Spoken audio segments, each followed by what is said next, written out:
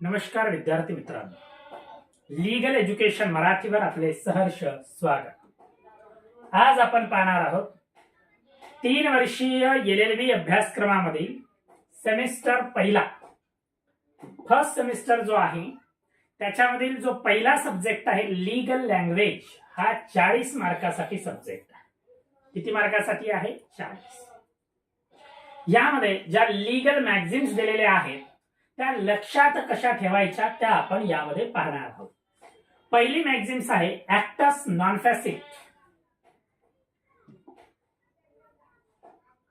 ऍक्टस non फॅसिट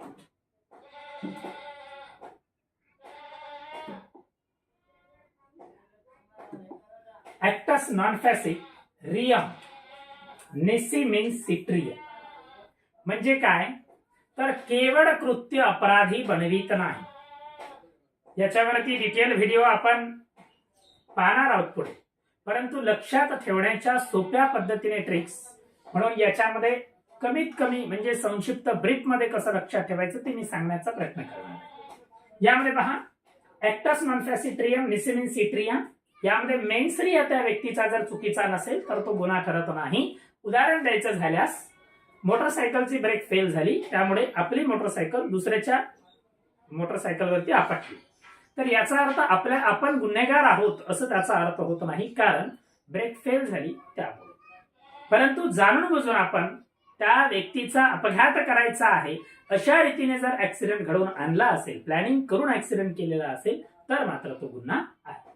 दुसरी जी मॅगझिम आहे ऍक्टस पर्सोनालिस मॉरिटर कम persona, यामध्ये एम लक्षात ठेवा।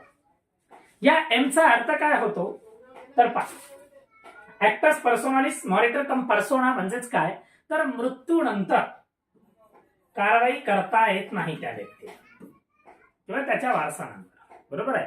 ती व्यक्ती मेली त्याच्यानंतर तिची शिक्षा त्या व्यक्तीच्या घरच्या व्यक्तींना ती शिक्षा अंमलबजावणी करता येत नाही। या ठिकाणी एम लक्षात ठेवा। एमाने जर आपल्याला नेलं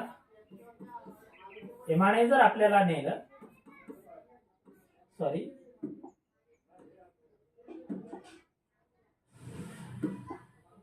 या एमने जर आपल्याला नेलं तर कारवाई करण्याचा आपल्यावरचा वैयक्तिक अधिकार नष्ट होईल, हे समजून। त्याच्यानंतर डॅमन ऑडी अल्टरेम पार्टेम। ऑडी अल्टरेम पार्टेम म्हणजे विरुद्ध पक्षाची बाजू ऐकून घ्या। कोणताही निर्णय देत असताना दोन्ही पक्षाची बाजू ऐकून घ्या किंवा त्यामध्ये जेवढ्या काही बाजू म्हणजे पक्ष असतील त्या केसमध्ये संबंधित त्या सर्वांचे म्हणणे ऐकून घ्या, हे नैसर्गिक न्याय तत्वातील प्रिन्सिपल आहे। त्याच्याशिवाय निर्णय देऊ नका। त्याच्यानंतर आहे डॅमनम साइन इंजुरिया। डॅमनम साइन इंजुरियामध्ये डी लक्षात ठेवा। या ठिकाणी नुकसान झालेली आहे, नुकसान होते तरी पण भरपाई मिळत नाही। डॅमनम साइन इंजुरियामध्ये एक दुकानदार आहे जो 20 वर्षापासून जास्त भावाने वस्तू विकतो आणि एक आजच बसलेला दुकानदार आहे जो कमी रुपयाने त्याच्यापेक्षा वस्तू विकतो। अशा वेळेस लोक म्हणजेच ग्राहक कमी रुपयाने जो वस्तू विकतो त्याच्याकडे आकर्षित होतात, त्याच्याकडे जातात। अशा वेळेला जो जास्त भावाने वस्तू विकत होता किंवा जो 20 वर्षापासून दुकानदारीचा व्यवसाय करत होता त्याला तोटा होतो, म्हणजे त्याची जी ग्राहक संख्या ती कमी झाल्यामुळे त्याचा नफा घटला की नाही घटला, त्याच्यावर परिणाम झाला की नाही झाला, तरीही त्याला नुकसान भरपाई मिळणार नाही, कारण जो दुसरा दुकानदार आहे त्याने कोणत्याही पद्धतीचं कायदेशीर नुकसान केलेलं नाही, कायदेशीर हक्काचं नुकसान केलेलं नाही, उल्लंघन केलेलं नाही। या त्याच्यानंतर आहे डेलिगेट्स नॉन पोटेस डेलिगेट। आता पहा, डेलिगेट्स नॉन पोटेस डेलिगेट म्हणजे एका प्रतिनिधीकडून दुसऱ्या प्रतिनिधीकडे म्हणजे अधिकार जे आहेत ते देता येणार नाही। उदाहरणार्थ बस कंडक्टर यांना एसटी महामंडळाने अधिकार दिलेला आहे तिकीट काढण्याचा, ते बसमधील कोणत्याही प्रवाशाला तुम्ही बाकीच्यांची तिकीट काढावी असं परस्पर रीतीने अधिकार प्रत्युक्त करू शकत नाही।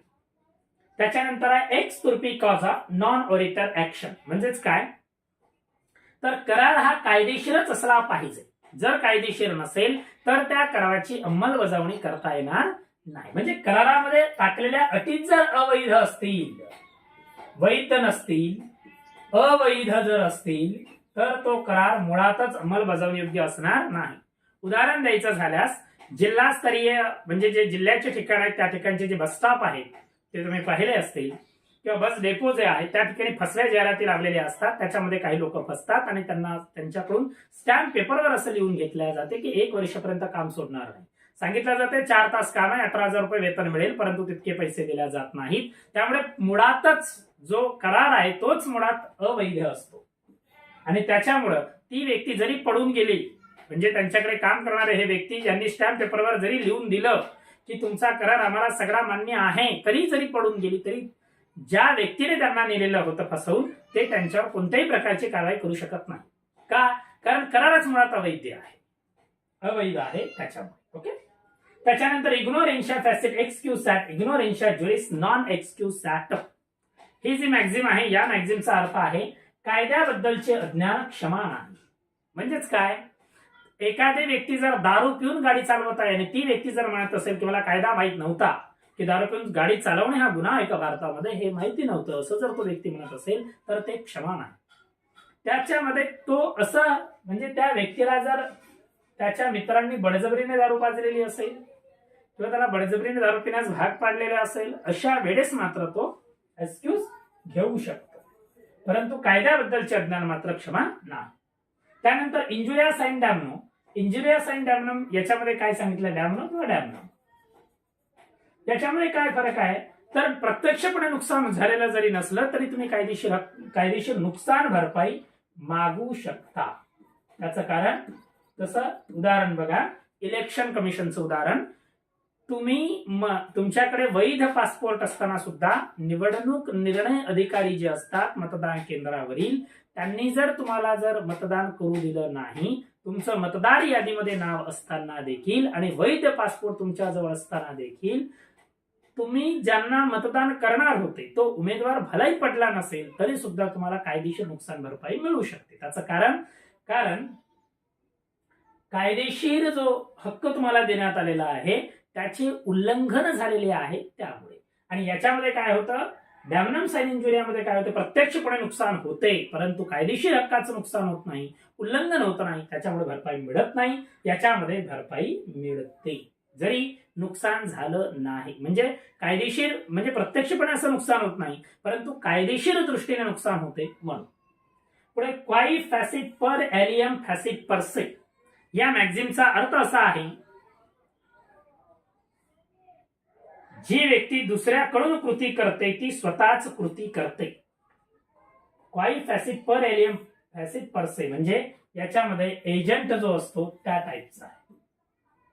एजंट आणि मालकाचं जे नातं आहे त्या टाईपचं. समजा एखाद्या मालकाने एक एजंट ठेवला, त्या एजंटने एखादी वस्तू दिली आणि ती निकृष्ट दर्जाची निघाली तर ती मालकानेच दिली असं गृहीत धरल्या जाईल, असा या मॅक्झिमचा अर्थ आहे. त्याच्यानंतरची मॅक्झिम आहे रेस इप्सो रॉकिटर.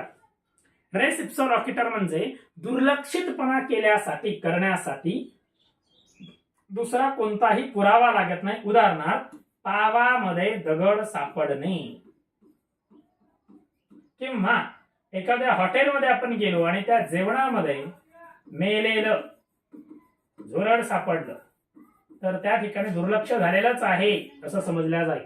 त्यासाठी अजून वेगळा काही पुरावा जोडण्याची गरज नाही.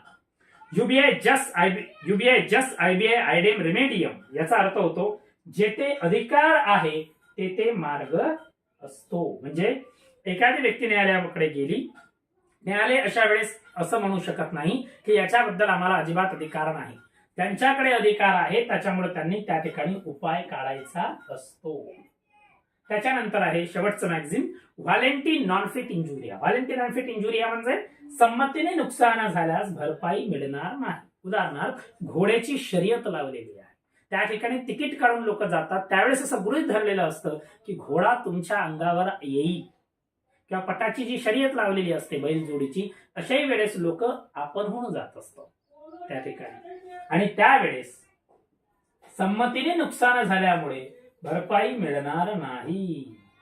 किंवा 2 व्यक्तींनी बिझनेस केला आणि त्याच्यामध्ये तोटा झाला तर दोघांनीही बिझनेस केलेला होता आणि त्याच्यामध्ये सारखाच नफा दोघांना जर मिळणार असेल फायदा झाल्यानंतर, किंवा तोटा जेव्हा होतो त्यावेळेस तोटा सुद्धा दोघंही भरून काढणार असतील असं लिहिलेलं असेल किंवा मान्य असेल तर तशा वेळेस आणि तसं करून सुद्धा संमती नुकसान झालं तर व्हॉलेंटी नॉन फिट इंजुरिया म्हणजे नुकसान भरपाईस पात्र ठरणार नाही. या ठिकाणी पहा, व्हिडिओ आवडल्यास लाईक आणि सबस्क्राईब करायला विसरू नका. लीगल एज्युकेशन मराठी आपलं एक ऍप येणार आहे 10 दिवसांमध्ये. ऍपचं नाव आहे चन्नई लॉ क्लासेस. यावरती आपण पीडीएफ मध्ये नोट्स देणार आहोत आणि सर्व व्हिडिओ लेक्चर्स जे आहेत ते त्याच्यामध्ये तुम्हाला वाजवी दरामध्ये मिळतील. व्हिडिओ आवडल्यास लाईक आणि सबस्क्राईब करायला विसरू नका. Legal education Marathi. धन्यवाद.